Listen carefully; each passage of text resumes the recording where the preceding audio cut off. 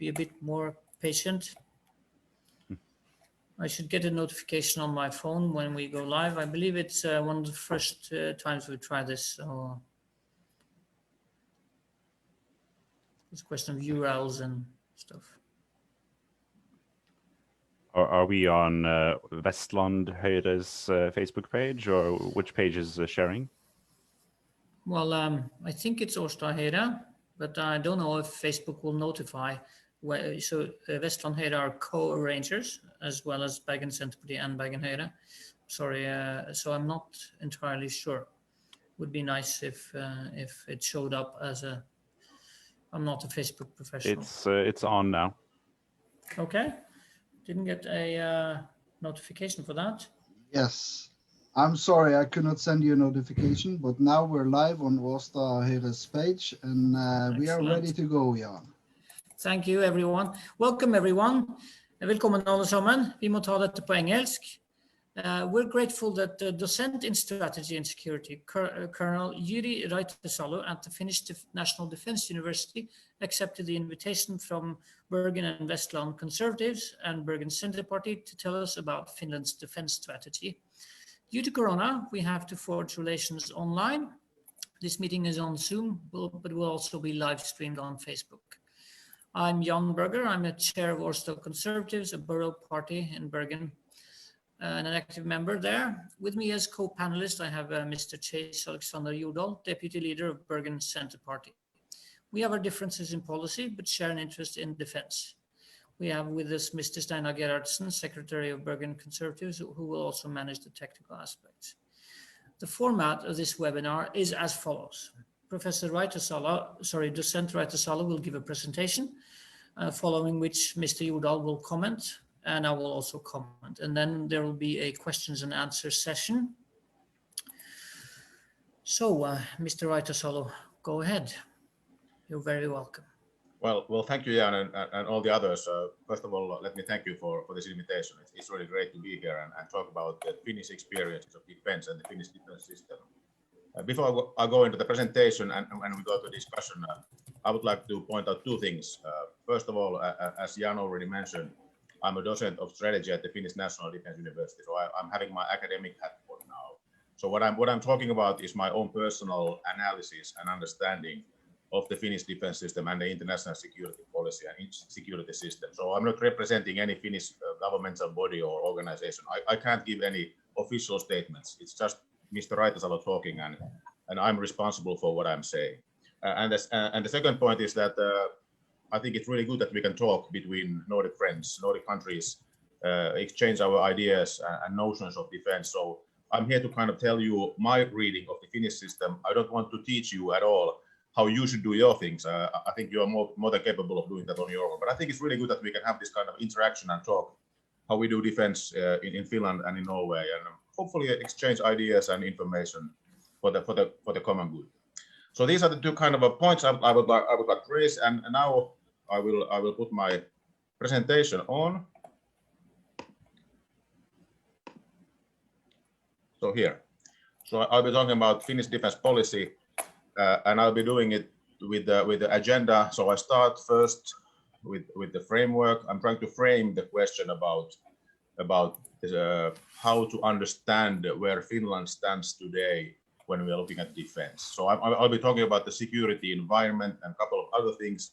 And after this first part, I will move to the second part, the good stuff, which is the Finnish defense policy and how we develop our defense and how we have been doing that for some time. So let's go to the first part, the framework. Before going to analyze what has been going on and what is going on in our security environment that relates to defense, I would like to bring about this notion that when we are talking about developing defense, we have to take approximately 50 years perspective. Nothing happens quickly when we are talking about defense. First of all, it's path dependent when we are developing defense. If we are looking at the world 2020, for example, the Finnish defense system as it is today, we have been building that ever since the 1980s and 1990s. We have a lot of equipment, we have a lot of organizational models, and we have a lot of also people who have been serving in the military for 10, 20, or 30 years. So nothing happens in an instant. We can only produce or equip new military capability in 1 year that corresponds approximately to 2 or 3% of the total military capability.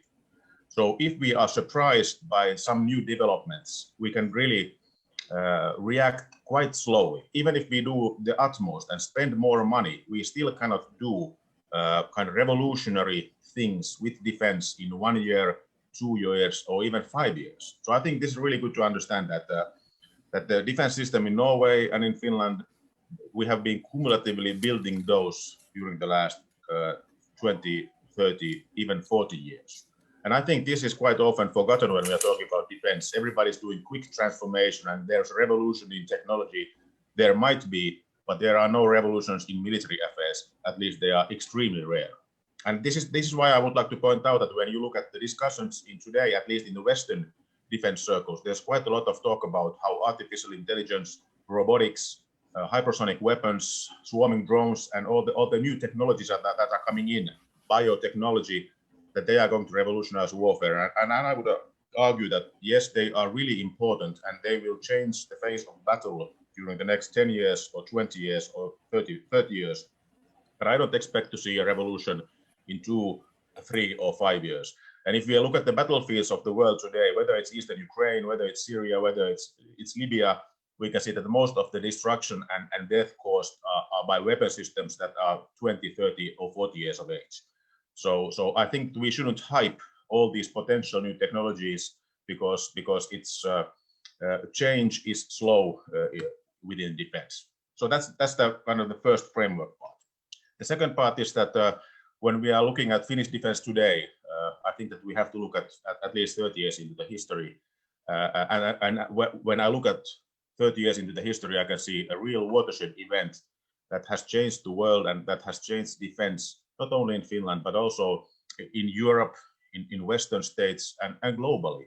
And that was when the Cold War ended, and we were faced of kind of a changing security environment. For the last 30 years, we have been trying to figure out what is the post-Cold War era all about, what is security in this system, and what is defense. And one answer that we in the Western countries, in Europe and in the United States, and a lot of other places as well, what we have found out is that we have replaced this notion about this bipolar or great power competition with the notion of globalization, a world which is interdependent, where all the states and all the actors have some kind of common stake and a common interest to guard. And this way we have looked at the world in a way that we can have cooperative security, we can have cooperative outcomes that are non-zero in nature, so that positive sum gains. So I think the mindset of the post-Cold War era has been that the state-on-state warfare and this kind of extreme competition is out, and quite a lot of new logic below the state level, whether it's terrorism or humanitarian crisis or something like that. Those are the kind of the new threats or new problems of this globalizing era. And of course, as we have been witnessing during the last 2, 3, or 5 years, we have seen that this globalization story isn't the only story in town. We have had to relearn this kind of great power, political, geopolitical world and narrative, but it's really hard for us because we haven't been talking about this great power world for the last 25 years. So I think we are all learning during this period. But if I look at back of this post-Cold War era, what have we been doing with the defense in Europe and in the United States? First thing that is really common in Western countries is that practically all Western militaries, practically all, not all, not Finland and not even Norway, but many Western militaries and states have got rid of the conscripted system, the big reserves, and they have moved to all voluntary forces. If I look at the states in Europe that have gone to all voluntary forces, each red dot is one country. So we have practically 25 European states have been moving from big reserves to smaller, but more reusable active military forces. And I think this is a really big change. The numbers have gone down significantly, especially in Europe. We are not talking about hundreds of thousands of soldiers anymore in Europe in general. We are talking about thousands or tens of thousands. And of course, this has quite big consequences of what kind of war you can actually prosecute and fight with the organizations that we have come up to. The second big thing which we have seen in practically all Western countries is that the missions for the armed forces, they have changed dramatically ever since the early 1990s. They have gone from deterrence and kind of big war fighting scenarios. The missions that militaries have been doing have been crisis management. They have been counter-terrorist operations somewhere outside of Europe. It has been counter-insurgency. So sending small detachments of some tens, hundreds, or maybe some thousands of soldiers in a multinational setting somewhere out of area, doing a totally different kind of military operations that used to be the case during the Cold War. And of course, this kind of new learning curve for the Western militaries has meant that we have new capabilities, we have new ethos, new know-how, but of course, at the same time, many Western militaries have lost something. And what many Western militaries have lost during the last 30 years is this kind of big war approach and deterrence as a language to understand defense. And I would say in my presentation that in Finland, we retained quite a lot of the little bit more traditional big war approach and deterrence for our defense. And if I look at just what the Secretary General of NATO, Lord Robertson, noted almost 20 years ago, was kind of represents what I'm telling you here. He noted in 2003 that today everybody agrees that Cold War era legacy forces are a waste of money. And he also noted that Europe and Canada can put up 1.4 million regular soldiers under arm on any given day. But he noted that the overwhelming part of these 1.4 million soldiers, they are useless for the new missions that NATO was mounting today. And of course, he was speaking in 2003. So before 2014, before the kind of return of this great power perspective that we are witnessing today, many European and Western militaries were transforming into something else that I would argue we might be needing for deterrence and credible defense in the years ahead. And I think why I'm talking about Europe is because Finland made its most important security political decision in the early 1990s to be part of the West, moving away from the Cold War and neutral status into being part of the West with the European Union membership and partnership with NATO. So if I look at the Western European countries, here on the left-hand side, you can see the number of combat battalions in some European countries when the Cold War ended in 1990. And just to give an example, if you look at, for example, West Germany, there was 215 battalions, approximately 1,000 soldiers in each of those battalions on average. And if we look at today, there is a little bit more than 30. And the numbers are practically the same throughout Europe. If we look at, for example, Italy moving from 130 plus to a little bit more than 40 and so on. So this means that the militaries are much smaller and they have been doing different tasks, totally different tasks during the last 25 years than we are talking about today when we are seeing news reporting about the exercises and about the threat scenarios that many of the countries in Europe are also talking about. I could have picked up any newspaper clip from any number of European countries. I just picked up a couple of those that I just Googled a few days ago. Militaries have been losing their tanks because they have not been deemed worthwhile anymore in a world that is globalized, interdependent, and the threats are something else than other states trying to pose a threat to the, for example, European states. Similarly, if you look at the UK, also a kind of a middle-sized European power, a big military power in Europe, for years there has been kind of a worry that our UK's military forces up to the task of more traditional missions, that they are being hollowed out because of lack of funding and the needed capabilities that the middle-sized power would need.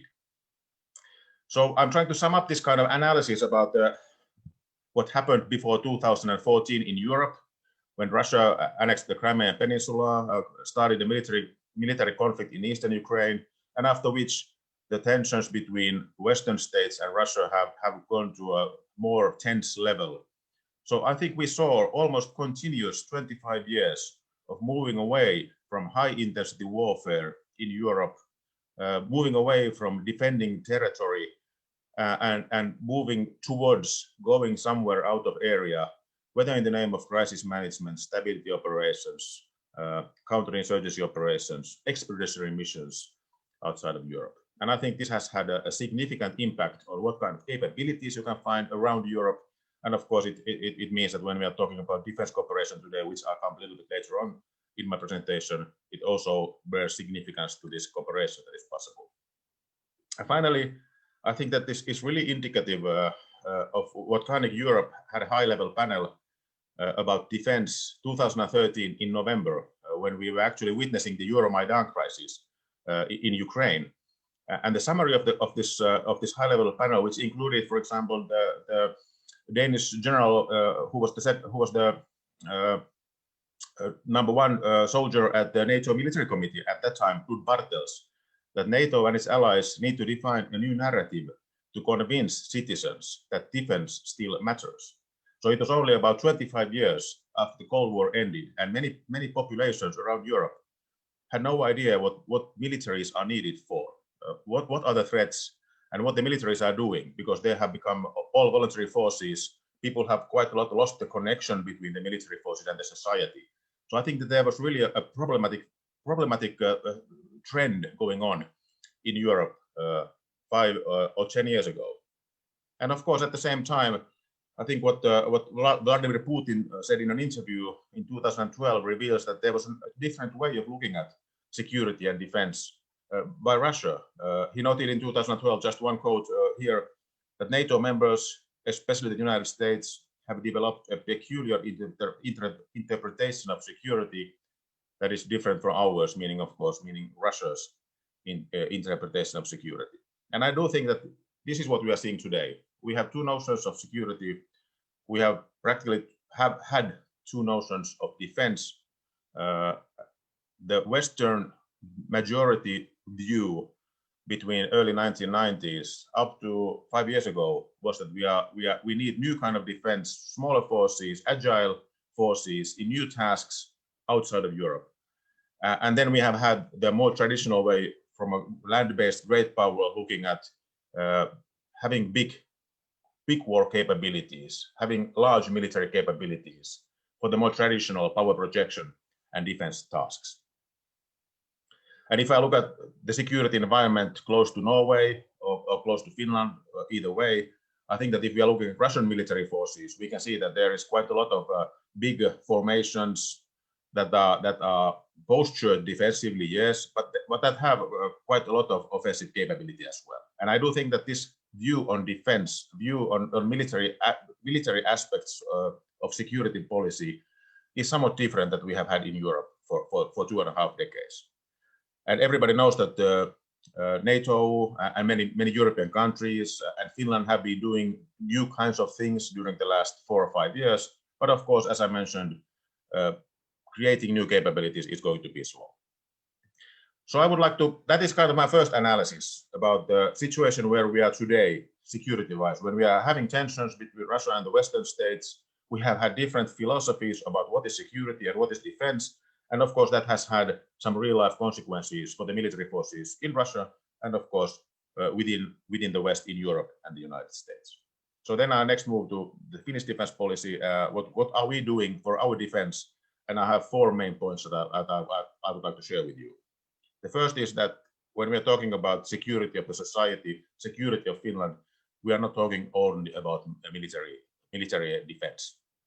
We are talking about a comprehensive security model that we have been developing for decades now, at the latest since the late 1990s, where the military defense of the country is only one aspect of a much broader spectrum of security threats that we need to manage. And I think this is really important, because this means that for us to be secure, for us to be safe, we need to have all authorities and the business life and the third sector working together in planning and exercising different kind of scenario, whether they are military threats or whether they are pandemics or whether they are a loss of electricity, whatever. I think in our vulnerable, fragile societies, we need cooperation, a national cooperation and also international cooperation to manage with the new problems. And I think this is the really important aspect, that this is not about military things solely.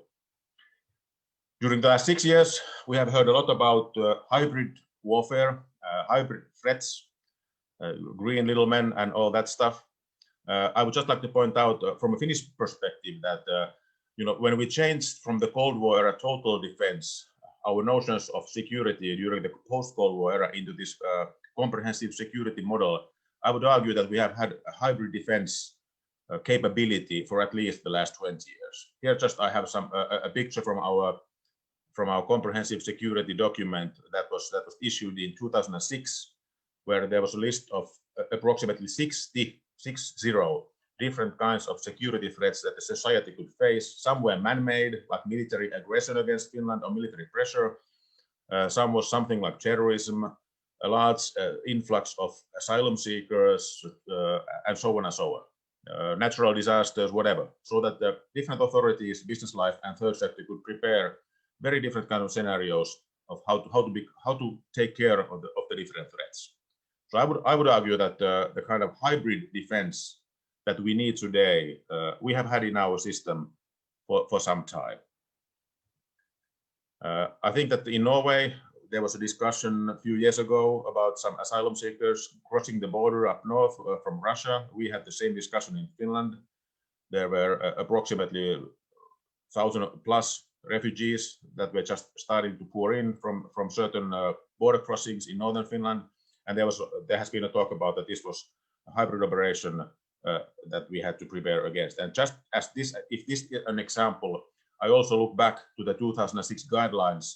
There was one threat or one situation that was guiding how different authorities and other actors should be preparing against a major influx of asylum seekers. And the document noted that there will be suitable premises that are identified together with municipalities and with other entities, and that this requires that there are preliminary contracts will be signed to facilitate the reception up to 100,000 asylum seekers. So in a way, I think that this was already planned, and it should have been at least prepared in a way that if we had 100,000 asylum seekers, that the system could have dealt with that. So I think this is just one example of thinking about when we are talking about broad conceptions of security. So there are many other aspects and military things that we need to do, and this requires interagency cooperation and also bringing in the business life and the third sector. So I think that is the kind of the one bedrock of our security policy. The second aspect out of 4 is international defense cooperation. I think it's vital these days, and as I already said earlier, the Finnish system. The most important security political decision was made almost 30 years ago about being part of the West, joining the European Union and being a partner of NATO. And after that, we have done several dozen other arrangements relating to security and defense policy, being part of the European family, being part of the West, doing military and defense cooperation together with all other aspects of cooperation. But I do think that at the same time as we have been expanding our cooperative stance in the military or defense realm, I think what the government already noted in the 1990s when the Cold War was just ending or had just ended was that we are witnessing changes in the situation around us in Europe, but they have not caused a need to redefine our defense concept. So I think that there was this kind of a moving to the West, being part of the West, but at the same time doing a little bit different things that most Western states, most European states have been doing during the post-Cold War era, because we have retained our notion of territorial defense, of having real military capabilities for deterrence purposes to avoid military threats against Finland. And in this regard, I think we have been working with the West, but partly doing a little bit different things that many other European states have been doing. But if you look at the map of defense cooperation, where we are participating today, there is a lot of different arenas and venues. And some of these are quite new. If you're talking about the European Intervention Initiative or Framework Nation concept or a joint expeditionary force, there are some new developments also within European Union, permanent structured cooperation, and so on and so on. So I think that there is a European-wide recognition that we need to do more in the field of defense. We need to spend more, and we need to get more capabilities in Europe. And there are a lot of reasons, of course, the high tensions, with Russia is one reason. The unsecure transatlantic relationship these days is another. And of course, I think that if Europe wants to be an actor taken seriously, Europe also needs to have some kind of a coherent policy related to defense. But this just describes that there are many venues for doing cooperation. We are trying to take advantage of those as much as possible. But of course, having so many venues means that it might be that in 5 years' time or 10 years' time, not all of these will be functioning anymore. So in a way, we are trying out what are the best ways to do. And when I say we, I'm talking about Europe as a whole, not just Finland. Then my third point is crystallized in the slide, and it's having real warfighting capabilities for high-intensity conflicts, being able to produce high quantity and high quality violence if deterrence breaks out. I think that is really important. You can't deter aggression if you don't have the capabilities to cause significant harm or deny successful operations by an adversary. So I think that is what we have been doing, why we have been investing quite heavily throughout the post-Cold War era on quite traditional military capabilities. And we have actually bought quite a lot of good surplus equipment all around Europe, whether it's long-range rocket launchers, whether it's main battle tanks, and so on. So I do think that has been really important, that we have taken care that we have these national capabilities and we have a large-scale possibility to use military force if somebody breaks the territorial integrity of the nation. I think if you just look at the firepower, the tube artillery, I think we have something like 1,000 artillery pieces or so. I think these numbers are just something that are practically from another planet when I look at the average European state these days. But I think that there are two good reasons for this. One is the geostrategic situation where we find ourselves, of course, and the other one is our historical experiences of being the target of military attack, and the kind of experience also of being able to retain independence when we have the population that has been willing to fight, and we have had enough capability, enough equipment to do the fighting. So we have been increasing the readiness during the latest years. I think that has been one of the big things with the Finnish defense during the last 5-6 years. The other part has been that we have, for the first time since the Cold War ended, we have increased the number of deployed soldiers during the potential wartime from 230,000 to 280,000, which is the wartime strength these days. When the Cold War ended, we had 540,000 people that would have been deployed, and we had approximately 1 million people in the reserves. But today we are about half the size that we were when the Cold War ended. But I think this is still quite significant number in Europe today. Of course, there are different levels of troops, different levels of equipment, and this means that there are different tasks for these units. Not all units are tasked with the same things. I think that's really important to understand. Then there are some really big projects going on these days. We are replacing several warships with 4 new Navy corvettes that are in the pipeline.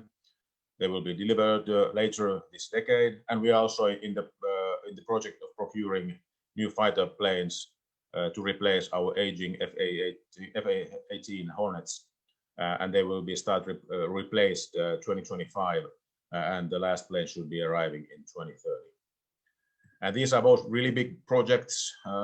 The 4 corvettes is more than 1 billion euros, and the replacements for the Hornets, that is approximately 10 billion euros.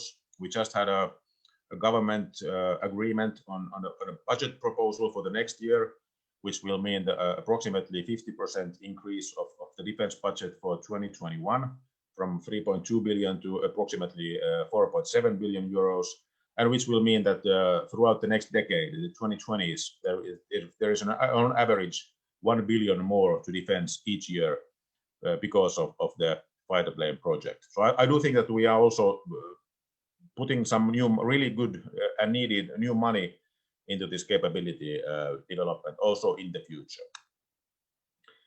And then to my fourth point, it's the population, it's the will of the country, and it's having the people ready and willing to defend the country, and also having them ready to allocate resources for defense purposes. We ask every year the same question as a poll to Finnish people, that if Finland were attacked, should Finns, in your opinion, take up arms to defend themselves in all situations, even if the outcome seemed uncertain? On average, people say, 80% of the people say yes, we should defend the country militarily, even if the situation is uncertain, so what's going to happen. And when we ask the same people that, okay, if Finland is attacked, would you personally be ready to take part in national defense according to your skills and competencies? On average, it's something like 85%, 85% who are saying, yes, I would like to contribute whatever I can to defense of the nation. And if I look at this European-wise, unfortunately, the Gallup poll that I have here is the latest one that I found, 2015. It doesn't have Norway in it, so it wasn't included in the poll.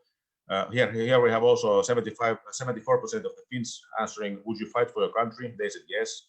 But if you look at Europe in general, I think the numbers are quite low, something in the 20s, 30s, or early 40s. So what I was saying earlier, small all-voluntary forces will eventually mean that the kind of a connection between the society and the military forces, it will be lost, or it will weaken. And this graph shows me this logic in action. Also, we ask every year in a poll, should we retain general conscription as our basic defense model, or should we move to, for example, smaller professional military, all volunteer forces? And as you can see, it has fluctuated somewhat, but it's approximately 75 to 80% of the total population are saying that yes, we should retain general conscription, which means big reserves, which means every able man will serve in the military between 6 months and a year, and then be moved to the reserves until for several decades. And then, of course, Finland is not a member of NATO, not a member of any military alliance, but we also ask that question from the people. Do you think that, in your opinion, should Finland seek membership in NATO? And it's the blue bar here that says yes, and it's orange bar saying no, which means that on average, something like 25% of Finns think that we should join NATO. So I think there's quite a lot of national tradition about having own military capabilities, and the people think that this is the best way to safeguard the nation and build our defenses on. I would say, as a military officer and as an academic, that whether or not we join NATO or whatever other forum, I don't think that we could change too much about our defense system, because I think that every nation, every country has the foremost task of defending themselves. You can't outsource your defense to anybody else. Of course, cooperation is really important. Arrangements are good. Security guarantees are in many cases needed. But I would say that it would be overtly optimistic just to try to lay the burden on defense for others. When the bad days come, there might be a lot of demand for military support, and there might be a little bit less the possibilities for states to offer military support to others. So I would like to conclude my presentation. What are we in Finland doing with our military system? We are doing deterrence, which are based on real warfighting capabilities. We have some mass, we have some advanced capabilities. We are developing our military as part of a whole of government approach, the kind of new total defense, meaning comprehensive security approach, that it's not all about military, it's a much bigger thing. We are doing active military and international defense cooperation with other Western states. And it's really crucial that the population of Finland are supporting our efforts. That's the only way. That's the kind of the center of gravity for our society. And I would say that in today's security environment, we need the defense forces to be able to produce, if needed, high quantity and high quality violence. And this capability, in my opinion, best assures deterrence, so that nobody can count on that invading Finland would pay off nicely. So I would like to conclude here, and I would be really happy to hear your comments.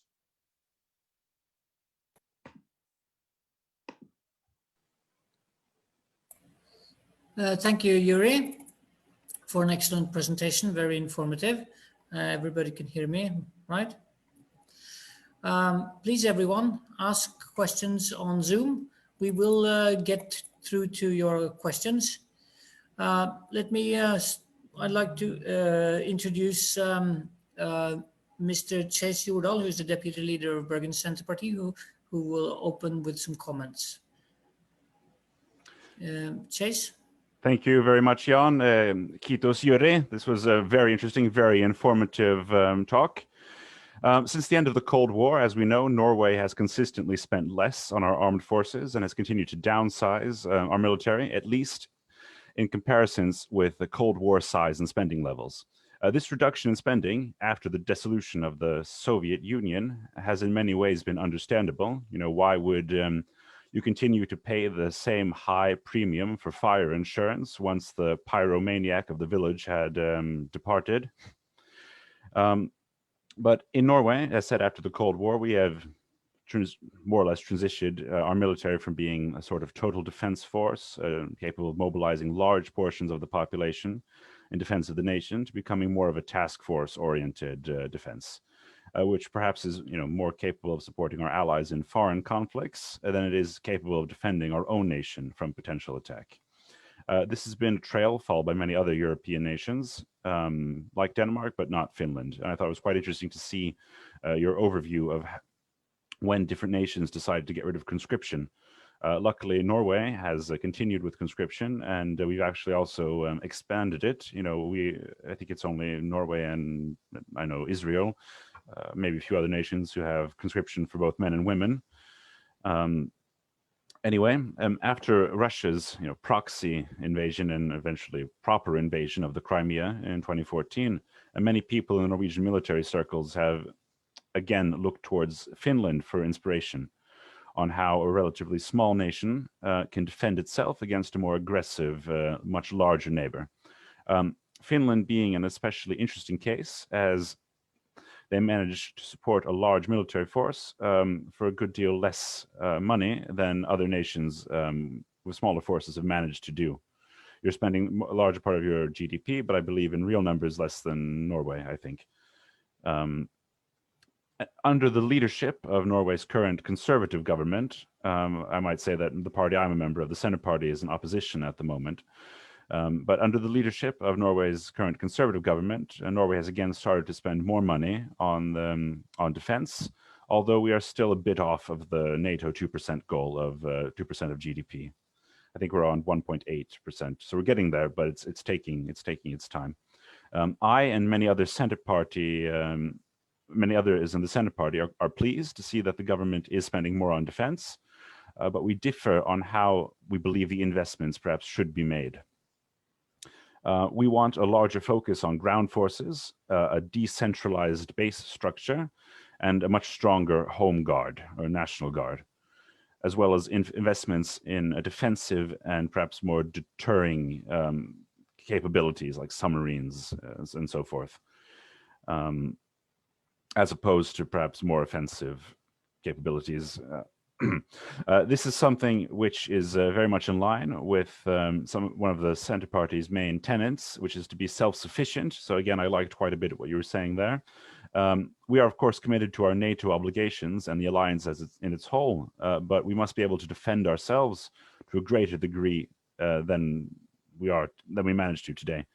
How can we as a country expect our allies to be willing to fight and give their lives for our nation if we're barely willing to do so ourselves? We need to be as self-defended as possible. Another important tenet for the Senterparti, being an agrarian agricultural party, having our roots as being a former farmers' party, is in regard to self-sufficiency when it comes to food reserves. In a time of crisis, either a war or otherwise, being able to feed your own populace is just as important today as it was 200 years ago. And something we've learned about during the Napoleonic Wars, when Norway was cut off from a food supply with Denmark, we had a starvation here in our nation. And we believe that we should be able to feed our populace as best to our own ability. As of 2019, again, the current government has decided against the building of emergency storages for grain, among other things. Finland, on the other hand, is known as a bit of a prepper nation, at least much more than we are. And I was wondering how Norway could attempt to emulate Finland to a greater degree in regards to being self-sufficient, let's say, in food supplies and in other aspects, and as well as being able to, say, increase the willingness of our population to be willing to pay what it costs to have a large defense force over the tax slip. One thing we've seen with the Corona situation was greatly exemplified by Finland having these large reserves of CVRN equipment and masks, etc. Your prepping has paid off, and how can we be inspired to do the same?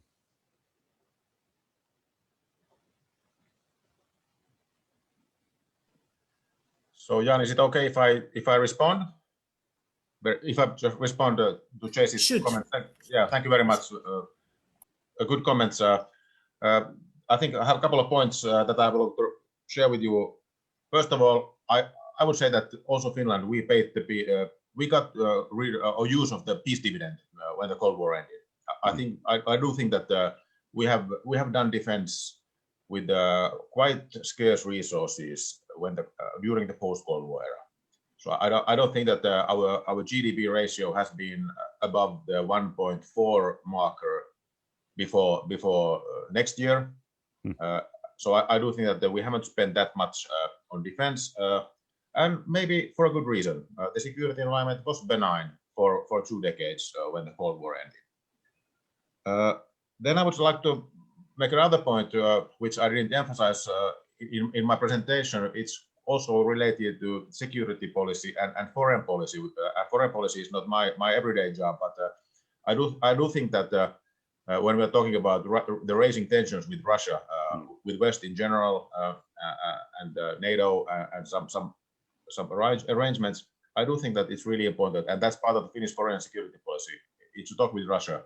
I think we need diplomacy. I think that's the kind of the main thing, that it cannot be just sanctions. It also needs to be diplomacy, and I think that's a kind of a realpolitik way of looking at it.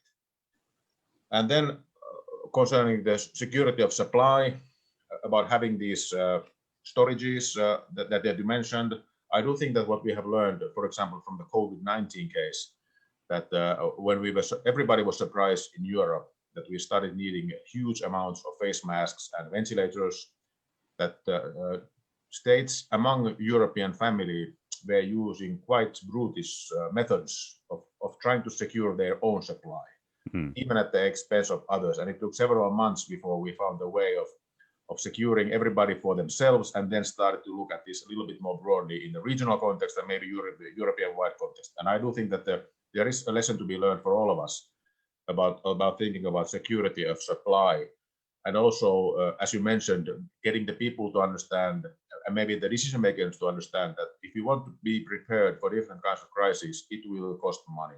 And I think that is a lesson that everybody, whether in Finland or Norway or whatever state in Europe, needs to take out of this current pandemics, that being prepared, having resilience, it costs, but it pays off eventually if we are able to fend off crises because we are well prepared. Thank you, Juri. I'll like to give my comments now. Again, please everyone ask questions on Zoom. We'll get through them. We have a few questions from London and from, I think, Finland and Norway. Well, I'm smiling ear to ear. I am quite impressed. Let me start with the most important information that I can give to Juri. We have also regular polls. Our organization, People and Defense, do important work in raising awareness of preparedness and defense. The most recent poll, which was actually done 2 weeks ago, Norwegians say 78% of Norwegians want to defend if attacked, and 74% want to take part.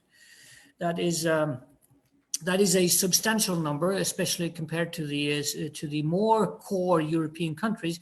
But in effect, we are buffer states.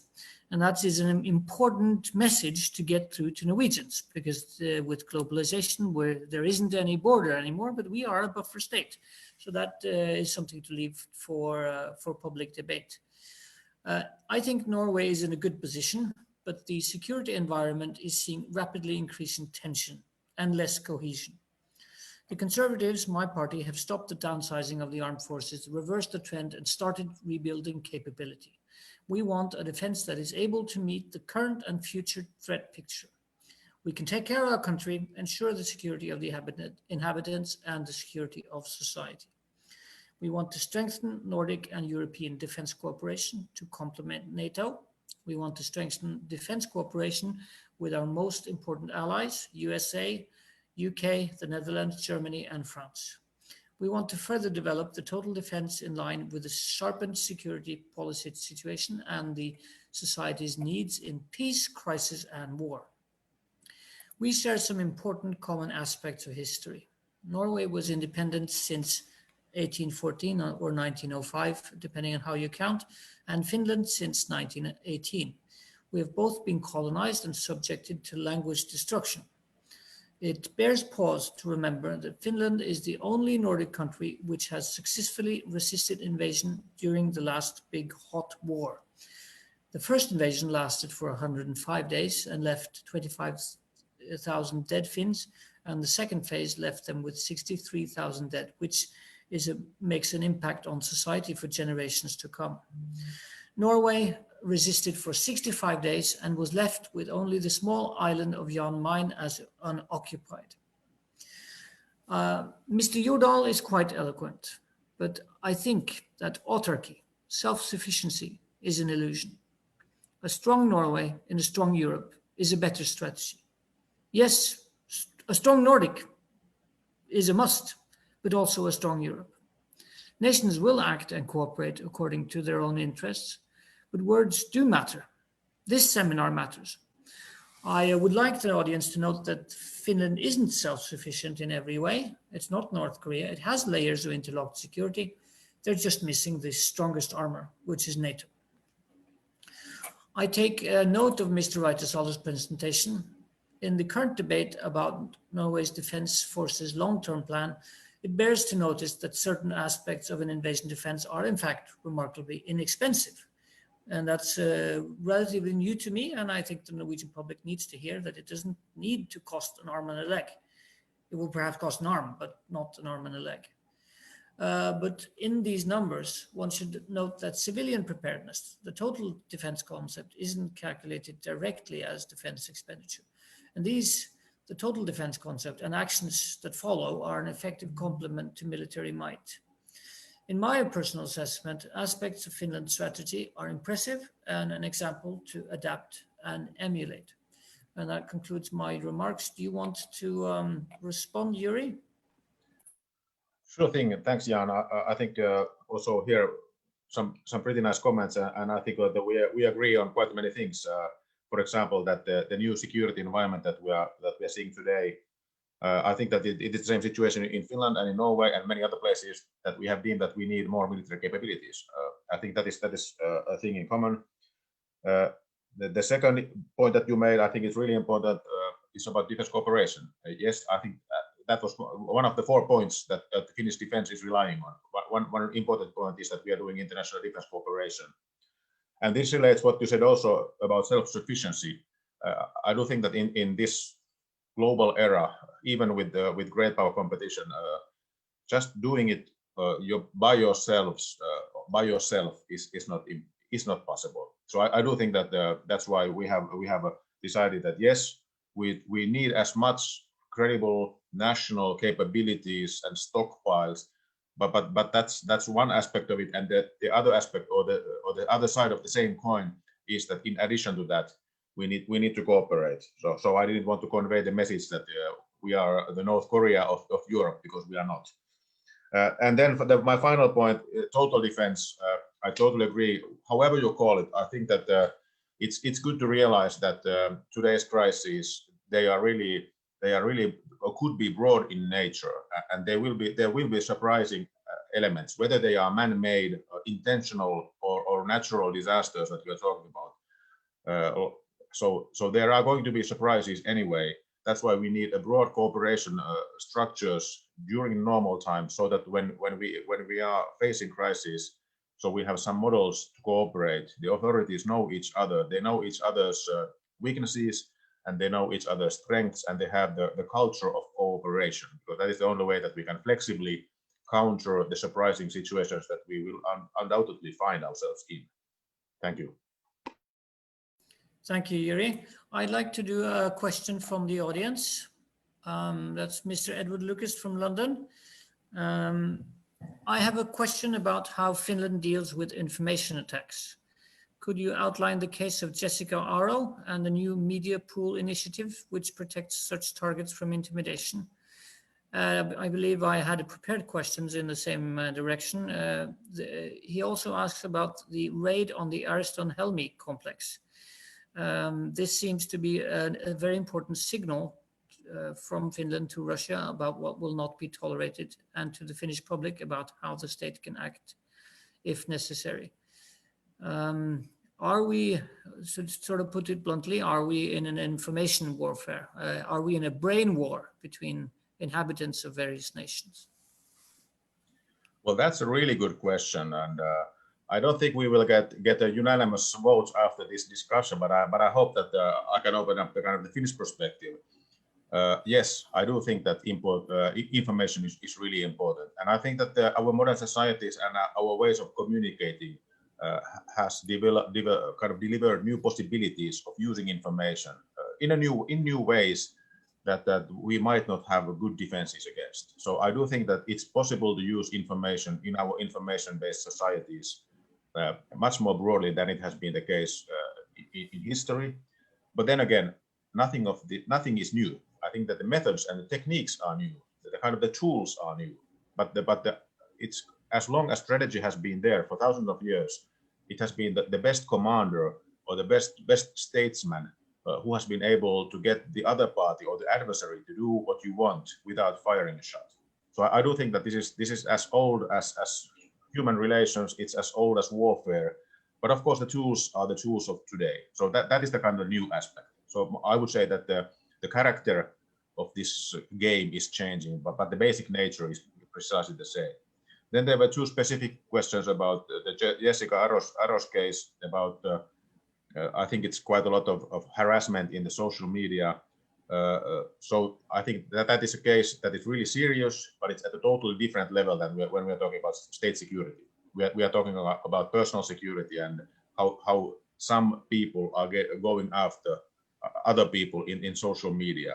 And I do think that we have had some legislation concerning that, or some legal precedents concerning that. So what you can do and what you cannot do in social media. But I personally don't see that this is an example about threats to state security. They are more on the individual security level. So criminal activity, not warfare for me. And then there was the other question about this Ariston-Helmi in the Finnish archipelago, where there was a operation from police, border guard, and the military forces, defense forces. I think it was something like about 2 years ago, year and a half, where there was a raid. It's a kind of a criminal investigation, mostly about economic crimes, but the raid was made because we had to, or the authorities had to secure several locations at the same time in order to make sure that all the information was intact in several places.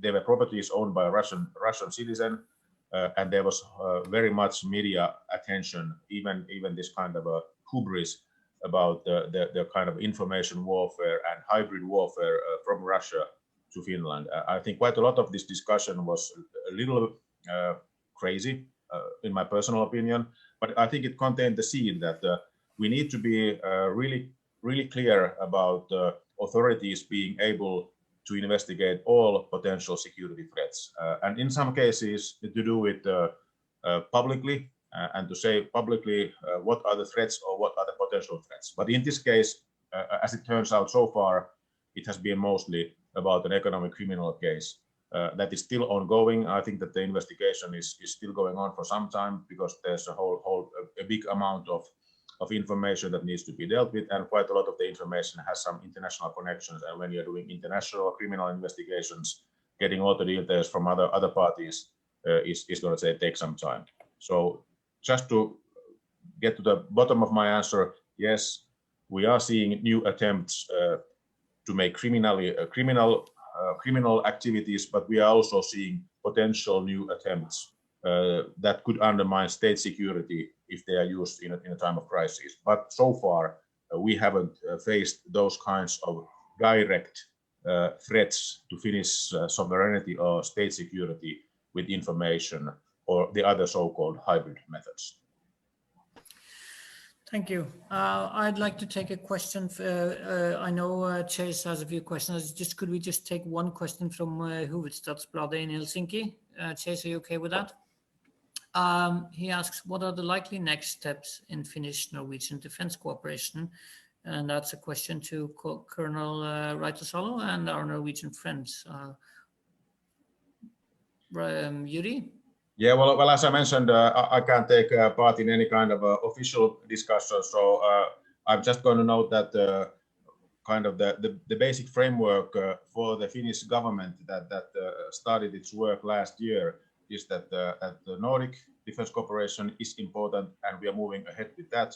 And it also made the note, the government program, that deepening defense cooperation with Norway is going to be important for Finland. So I do see, in a way, a good future, and I think that it's up to the kind of the politicians, and then when they get their approaches right, then the military to kind of see where they can and would like to bring this cooperation. But I do think that we are going to cooperate more in the future. Chase, do you want to give your response to that particular question from Hufvudstadsbladet? Not particularly there. This was how I raised my hand a while back. I was thinking more of a little comment to something you said previously. But we can take the questions. That's no problem. I would just like to say one thing is that I do not believe in any dichotomy between autarky and cooperation. Of course, you know, we have to cooperate as much as possible. The Sweden, Denmark, Norway, Finland, we all have a fairly overlapping security interests. But all because, you know, we're going to cooperate in a time of crisis, that doesn't mean that we shouldn't be as capable as possible to take care of things ourselves. Because as we have discussed, if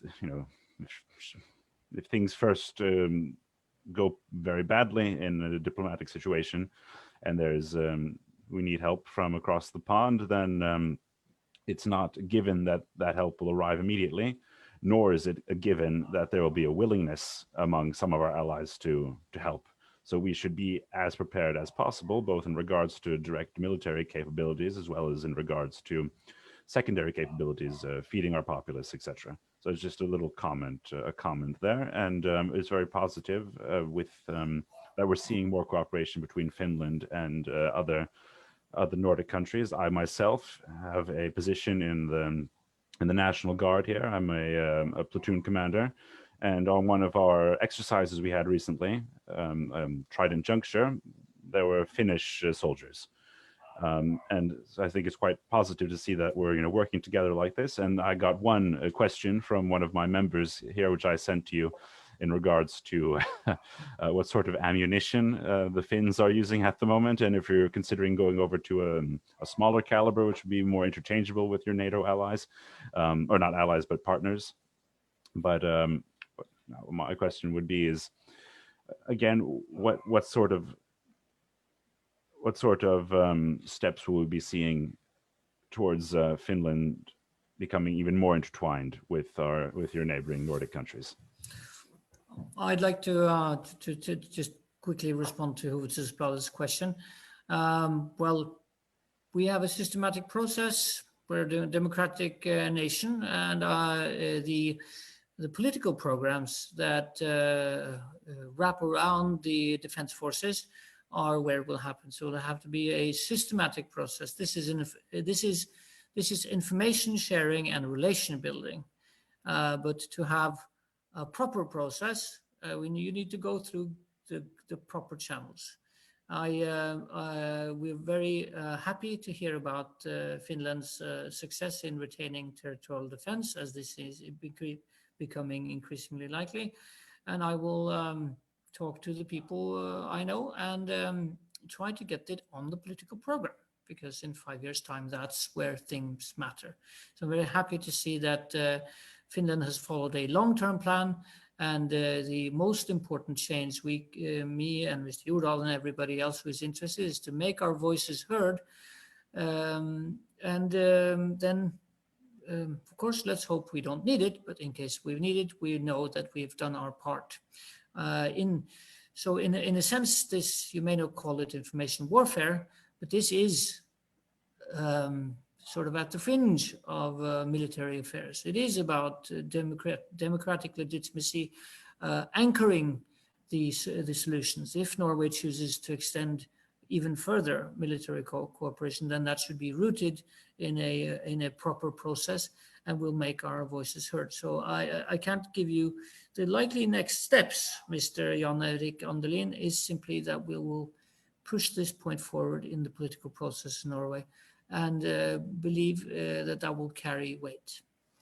I hope we've answered this. We have a few other questions. There's an Arctic question, Juri. We haven't talked much on the specifically Arctic questions.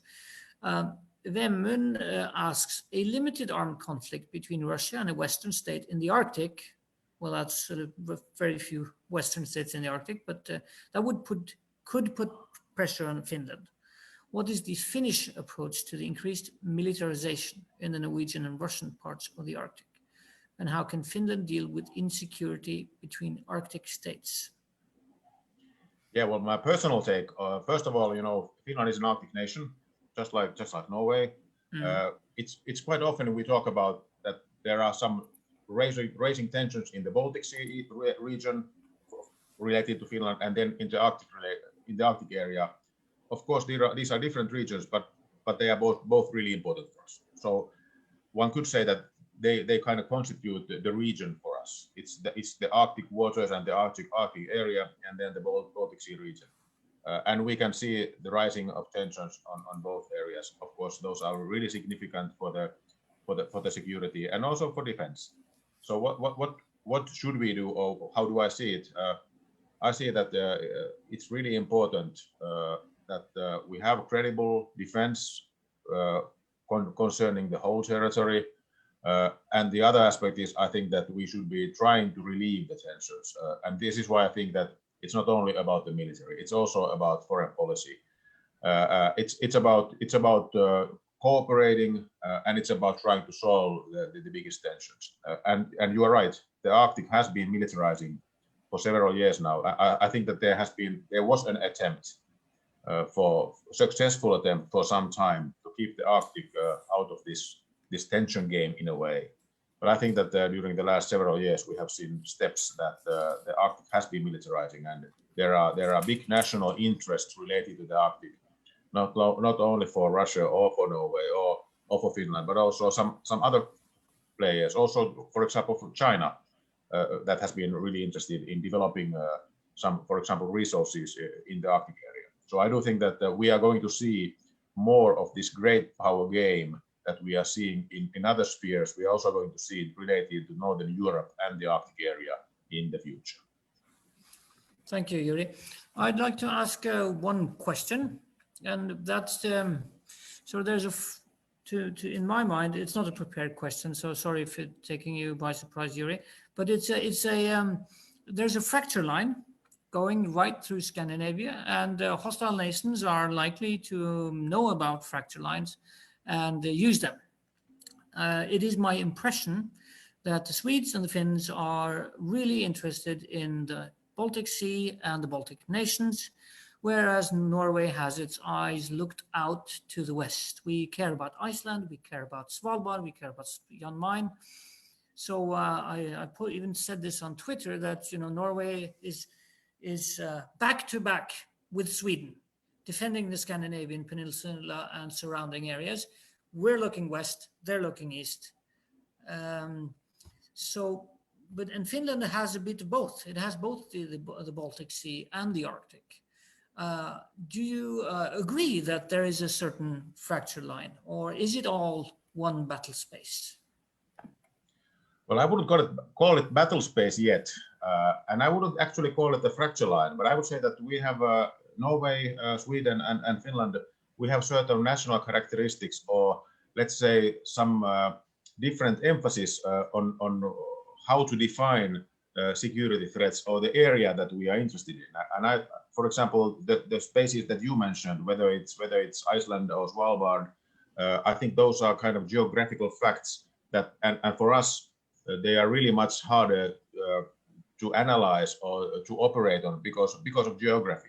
But I would say that I can't, and I started my first answer to this Arctic thing that concerning that I can't separate from the Finnish perspective the Baltic Sea region tensions from the Arctic area tensions. I think they are the same theater or area in a way.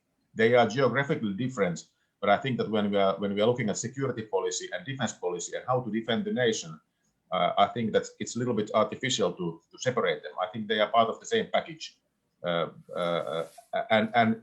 the same package looks a little bit different if you look at it from Oslo, or if you look at it from Stockholm, or if you look at it from Helsinki. But I would say that there are no fracture lines. There are more, let's say, shades than fracture lines. Thank you. Chase, do you have some pressing questions? Pressing questions. I think we've covered quite a bit. One thing we haven't spoken too much about this evening is the cyber aspect. A book I recently read, and which I'd like to recommend to everyone, is this one here, Stealth War, by General Robert Spandler, and he's spoken a bit about how China has used their cyber abilities to undercut the United States, to directly attack American businesses, mainly an economic sort of war. But the cyber field is just becoming more and more important for our militaries and our countries. And I was just wondering a bit maybe how Finland has responded to potential new cyber threats. Well, that's an excellent question. And I think you are totally right that cyber is really important. And it's not a new thing. I think it was already in 1992 or 1993 that the RAND Corporation guys wrote a paper on cyber war is coming. So I think that, as I mentioned, normally things related to statecraft and warfare are slow to come by. And this we have been witnessing almost 30 years now. But I think it's really important these days. And I think that there are really quick kind of developments in this sphere. I'm not so worried about the militaries. I do think that the militaries have a good way and a culture of preparing against different kinds of threats, allocating resources and building capabilities. So in this way, I see that the militaries are best protected and most likely have the kind of centralized command and control over cyber issues. Then the other aspect is, what about the other parts of the society? How to protect that? Because the kind of the production of our cyber infrastructure is quite diverse. We have different commercial actors, we have government actors on many sectors. So I do think that the only possible way to do this is to kind of have this total defense modernized. It's not just about the authorities, it's also about the business life and the third sector. We are trying to manage with the cyber problem for the society with our comprehensive security model, which means that there is no cyber czar or cyber leader who has all the strings, because that's not possible in the kind of very networked societies that we are living in. So the responsibility must be shared, and I think we have a lot to do in this regard. The problem, of course, is that preparing to defend against different kinds of cyber crimes and cyber attacks, even cyber warfare, it costs. When you prepare in kind of a normal day, normal situation when there are no threats visible, then of course there are many other competing targets that you could use the same money. So I think that this is the problem of getting prepared. How much money are you willing to spend today in order to thwart future threats? But I think that we are trying to cope with that with a comprehensive security model but there is still a lot of work to be done. So I think we covered a lot of territory. We've answered, I think, about 7 questions about the Arctic, about cyber, about total defense. Are you? There's one question which is rather specific to Finland, Norway, Finland, Sweden cooperation. Are you prepared to just take one last one? Sure, I have all the time you need. Thank you. There's a question from the far abroad. He wants to ask about the JASSM missile and the role this plays as a sub-strategic deterrent. I'm not aware of this missile. I'm very proud of the Norwegian naval strike missile, which has a substantial capability, perhaps upgradable. Tell me, is this a separate missile relevant to Finland? Yeah, this JASSM missile, it's an American-made cruise missile that we decided that we would like to acquire about a decade ago, a little bit more than a decade ago, and it was released by the US to us, and I think we just made the test firings of the missile, a couple of missiles just a couple of years back. So it is a quite new capability to the Finnish Defense Forces. It's for the air forces. They operate the missiles. I think that's part of when I said that we are building real military capabilities. We have 2 aspects. One is mass. We need quantity. So we need resilience in the military forces. We need some quantity. Quantity has a quality of its own. But then the other aspect is that it just cannot be mass. We need certain key capabilities that are high tech, that are modern, that are easy to destroy, and that are usable, and they bring the threshold up. So I would say that the JASSM is this latter part. They are quite expensive, but they are really capable, and they are part of the deterrence equation. They are part of the capability equation, modern capability equation. And that's a different capability that you mentioned, the missile in Norway. Right. It is a different missile, but do they? Is this? I don't believe we have a cruise missile capability due to our the INF treaty, and but everything is in play there. You made that decision quite a long time ago. Maybe we should look into that as well.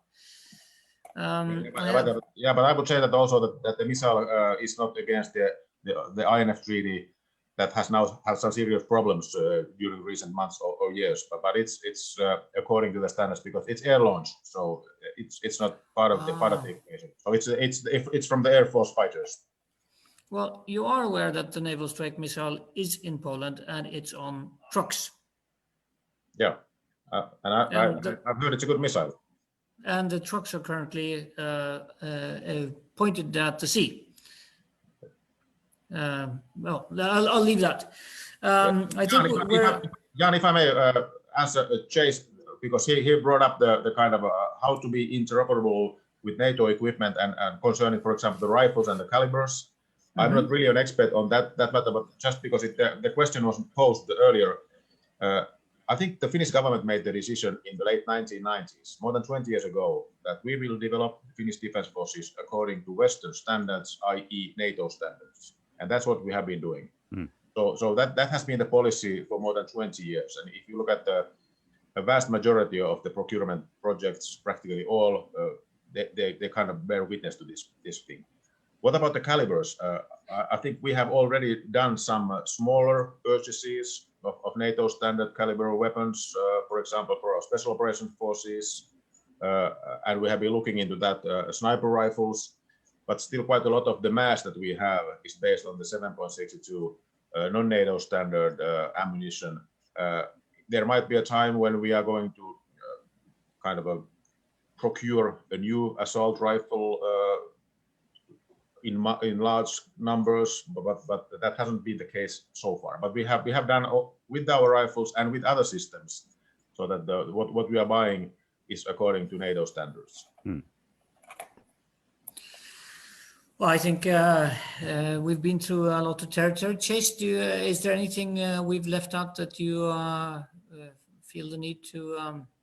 No, I think this has point been out? a great session, a very interesting session, and I would just like to thank everyone who's both posted questions and everyone in the panel. I very much enjoyed this. Well, let's have that. You want to? That's basically the closing remarks. Are you? Bye-bye, everyone. Thanks for listening, and let's speak more about Finland and Norway and defense. Thank you so much. It was really a pleasure. Thank you. Bye.